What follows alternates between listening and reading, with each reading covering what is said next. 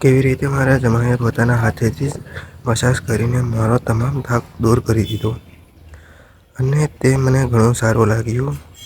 તે દિવસે શું થયું હું બધું તમને ખુલ્લેઆમ બતાવવા આવી છું. પરંતુ તે પહેલાં હું તમને વિનંતી કરું છું કે ચેનલને સબસ્ક્રાઈબ જરૂરથી કરી લો, કારણ કે આખો દિવસ વાર્તા લખવામાં અને બનાવવામાં લાગતો હોય છે. અને વાર્તા તમારા જેવા પ્રિય મિત્રો માટે બનાવવામાં આવે છે. તો મને સહાય કરવી તે તમારી ફરજ બને છે. તો કૃપા કરીને સબસ્ક્રાઈબ જરૂરથી કરી લેજો.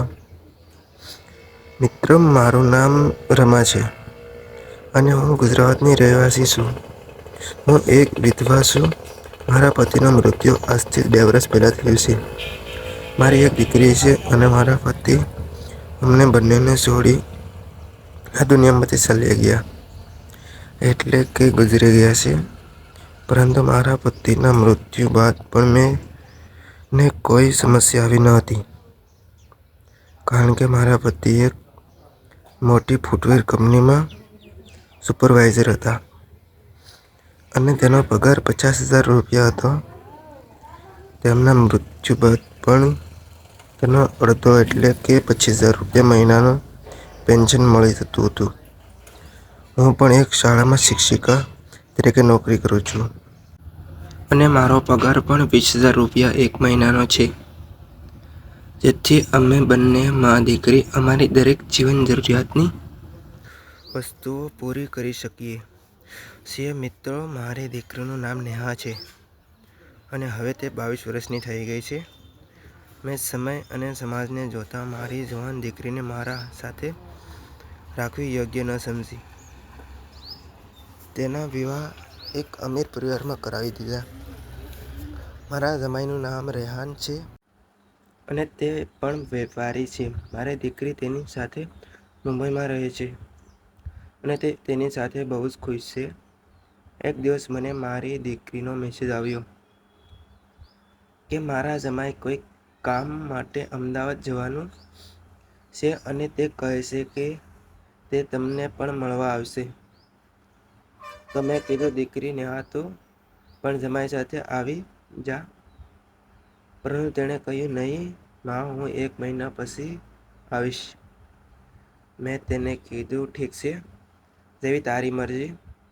આવતીકાલે જમાઈ આવવાના હતા, તો મેં તેમને માટે ખાવા પીવાની વસ્તુઓ લેવા બજારમાં જવાનું નક્કી કર્યું. કેમ કે તે એકમાત્ર જમાઈ છે અને તે લાંબા સમય પછી તેના સાસરિયામાં આવી રહ્યા છે.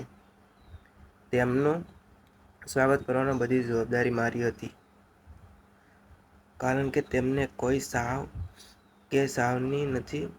આટલા દિવસ જમાઈ આવ્યા, જમાઈને મારા પગે લાગવું જોઈએ, પરંતુ તેમણે મને ગળે લગાડી લીધી.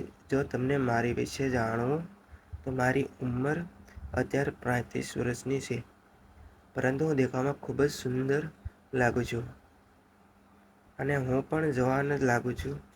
જો મારી દીકરી અને મને સાથે ઊભા રાખવામાં આવે તો અમે બંને બહેનો જેવી લાગીએ. કદાચ તે માટે જમાઈએ મને ઘઉં લગાડી, કારણ કે હું તેમની સાસુમાં જેવી તો લાગતી નથી.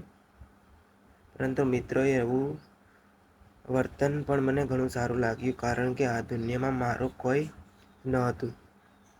જ્યારે કોઈ આપણને આપણું સમજીને ગળે લગાવે તો સારું લાગે છે અને મને પણ ઘણું સારું લાગ્યું. મેં પણ મારા જમાઈની આવતા સ્વાગતમાં કોઈ કસર ન રાખી.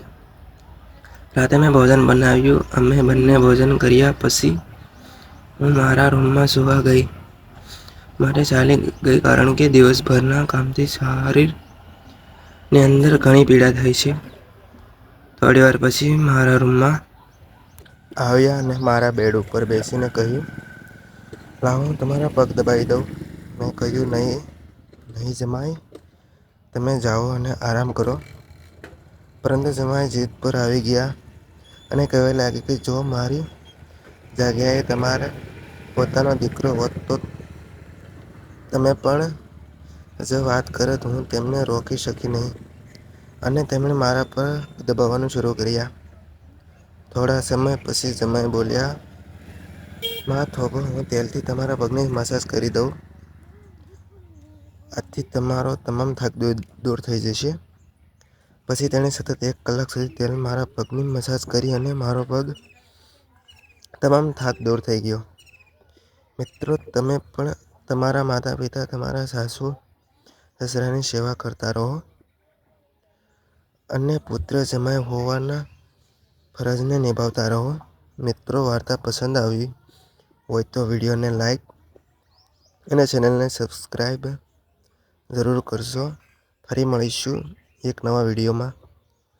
ત્યાં સુધી આવજો. વિડીયો પૂરો જોવા બદલ તમારો ખૂબ ખૂબ ધન્યવાદ. કૃપા કરીને ધ્યાનમાં રાખો કે આ વાર્તા તમામ પાત્રો અને ઘટનાઓ કાલ્પનિક છે. આનો કોઈ વ્યક્તિની જિંદગી, ધર્મ અથવા સમાજ સાથે કોઈ સંબંધની જરૂર નથી. જો આ વાર્તાનો કોઈની જિંદગી સાથે સંયોગ થાય તો તે એકમાત્ર સંજોગ માનવામાં આવે છે. અમારો હેતુ કોઈની ભાવનાઓને ઠેસ પહોંચાડવાનો બિલકુલ પણ નથી. આ વાર્તા ફક્ત અને ફક્ત મનોરંજન માટે બનાવવામાં આવી છે. ધન્યવાદ.